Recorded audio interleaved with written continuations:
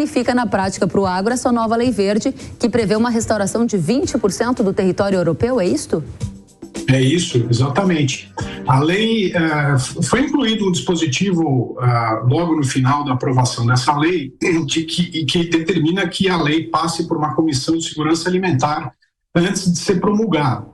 Mas supondo que essa lei permaneça como está, ela será, depois de promulgada, enviada aos países membros da União Europeia, para que então, 2 anos depois, os países membros submetam à União Europeia os seus planos nacionais para cumprimento dessa meta de recuperação de 20% dos ecossistemas. Isso significa, na prática, a perda de área de agricultura, efetivamente.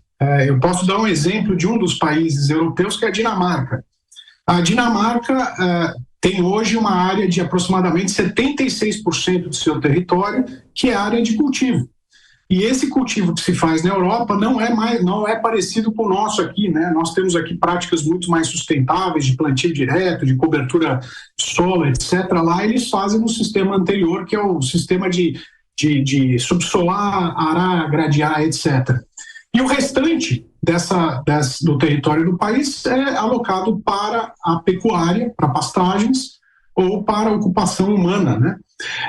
Portanto, o que existe de área agricultável na Europa está ocupado efetivamente pela agricultura. Então, não existem áreas livres para serem alocadas à recuperação de ecossistemas, seja lá qual for o formato que vier a ser implementado para essa dita recuperação. Portanto, sim, haverá um impacto importante na agricultura, na área alocada para a produção agropecuária na Europa. O que na prática a Europa está vivendo é uma releitura de um código florestal muito mais frouxo do que o Brasil tem?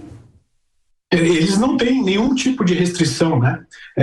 Só para fazer um resumo do que você disse, na média, para cada 1 metro quadrado de área privada alocada à produção agropecuária no Brasil, o agricultor é obrigado, por conta do Código Florestal, a alocar um outro metro quadrado para a preservação. Portanto, como você muito bem colocou, a parte positiva, o que tem de positivo nessa lei para aquilo que concerne o Brasil é que eles passarão a sentir um pouquinho das dores que nós sentimos aqui no Brasil e, portanto, deveremos ter mais apoio internamente na Europa para fazer frente a essas iniciativas, digamos assim, um pouco radicais que existem na Europa para fazer frente à emergência climática, à recuperação da biodiversidade e assim por diante. A minha dúvida eu acho que de muitos agricultores do Brasil, será que essa lei vai pegar na Europa? Em teoria, segundo o que foi aprovado, como eu disse, a lei agora passa por uma comissão de segurança